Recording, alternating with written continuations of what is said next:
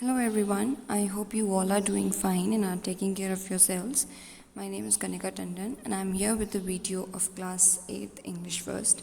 In our today's video, we are going to study the last chapter of the book, that is idioms. Make sure that you know that this is not the last chapter of the syllabus. This is just the last chapter of the book which is coming in your first term examination. Like in chapter number 25, figures of speech, we studied half of the chapter only. So likewise in this chapter also we are going to study the half of the chapter. Chapter number 42, idioms, we are going to study only 1 to 17. So before we start it, let me explain to you what are idioms. So idiom is an expression whose meaning is different from the meaning of the individual word. So idioms are the group of words which have a different meaning rather than the words that are used in the phrase. For example, keep the wolf from the door. So if we see the exact meaning of the words that are used in this phrase, which is keep the wolf from the door, it does not mean that we have to keep the wolf away from the door, because we cannot pet a wolf at our home. But this means that keep starvation away, that we have to keep our hunger away. So these are idioms. Coming on to the example, first is on and off. It means that something that is happening irregularly. For example, she has been working on and off writing her much awaited book. For example, if I come to the school one day and then take a leave for 5 days and then again come for 1 day and then take for 4 days, so I am coming to the school off and on. Next is words one salt, which means doing one's job completely. So when we do our work with all of our hard work, all of our dedication, and complete our work on time, which means it means worth one's salt. We can use this phrase for that. So it is worth one's salt to inspect the deed carefully. Next, take someone to task, which means to scold someone, to say something to the person when he or she has not done his work. So they were taken to task for not meeting the deadline. Next is not hold water. So not stand scrutiny, which means your excuse does not hold water, which means that you cannot what is the meaning of this word? You cannot mean something that does not affect the other. For example, I have said something which did not work as an excuse. So you can say that your excuse does not hold the water. Next is eat humble pie, which means be humiliated. When we are standing somewhere and gets humiliated, when someone do something that affect us in a bad way.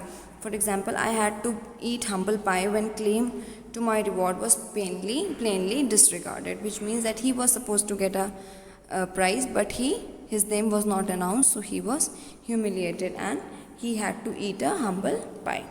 Next is puts one's down, assert emphatically, which means to make something over. For example, I and my friend, we both are fighting, so and I want to stop the fight, so I will tell her, I will put my foot down and will not fight with her. At 6 and 7 means in confusion, not well organized. This is easy.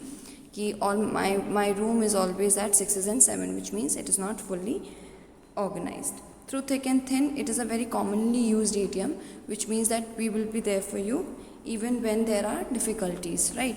So I tell to my friend that I will be with her through all the thicks and thins. Hand in glove means when you are a part of something illegal.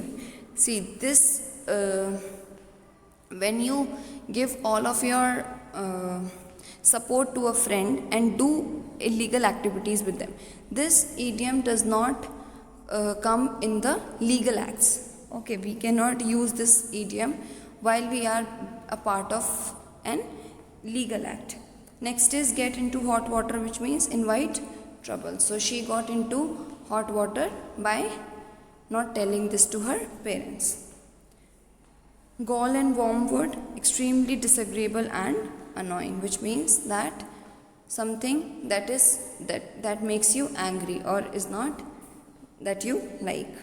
Next is be in somebody's good books, which means that be us in somebody's good list. For example, she had always been in the good looks of her employees. Okay. Next, be at one's wits end, which means perplexed. Perplexed means to be confused, which is to be very puzzled, confused, not know what to do. So they were at their wits end to save the concern for bankruptcy. Bad blood means ill feelings. When we have some ill feelings towards someone, so the riots cause bad blood within the communities.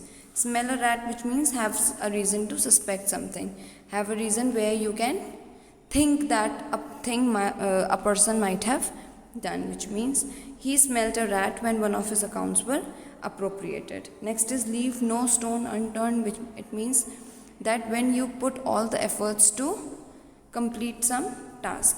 So we left no stone unturned to educate our children. And last is kick up the row, which means make noise or an issue unnecessarily. So it is easy only when you make some issues and it is not needed. The trainees kicked up the row over the food they were being served. Okay, these were the 17 idioms that we have to study in this term. Let us come on to the exercise. Choose the correct option from those given to give the most appropriate meaning of the idioms below. Loaves and fishes means material gain. Out of pocket means suffer a monetary loss. Draw the line means ascertain a limit. Take someone to task means to scold someone. Off and on, irregularly. Be at one's wits, perplexed. I hope that it is clear to you all, and I'll see you all in my next video next week. Till then, take care and keep studying. Thank you.